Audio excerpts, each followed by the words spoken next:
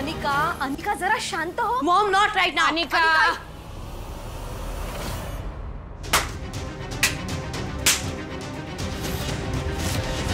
माफी माग, कमळीची माफी माग।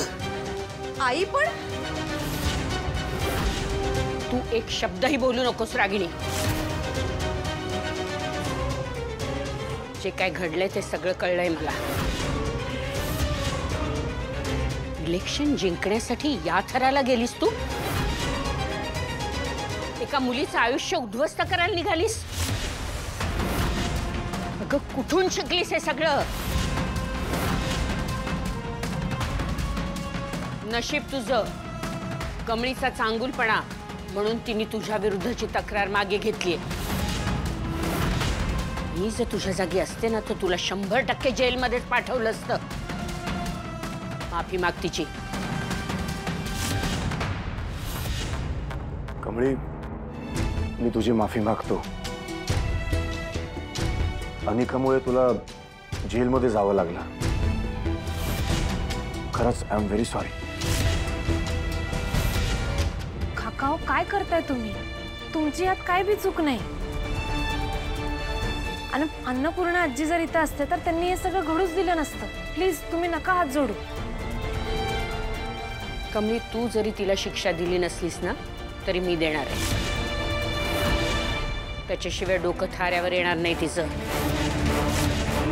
अनिकाला मी कॉलेजमधून काढून टाकते।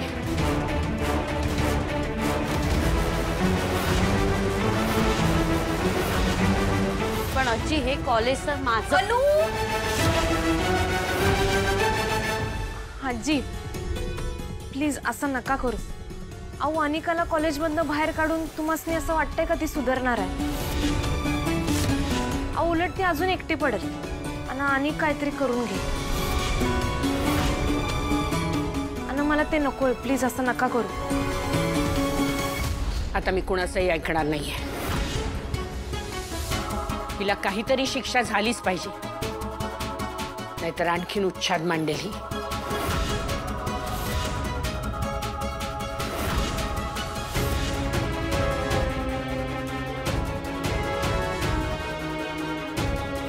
तुझी क्रेडिट कार्ड्स दे मला।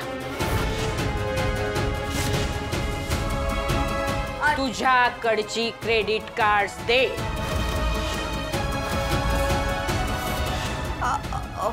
हो देते। मॉम,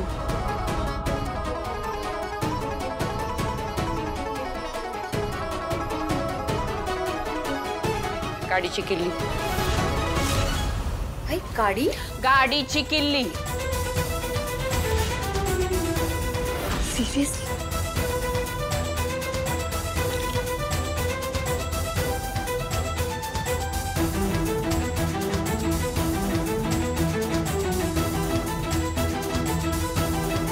राजन, तिला यापुढे गाडी मिळणार नाही आणि कुठलंही क्रेडिट कार्डही मिळणार नाही।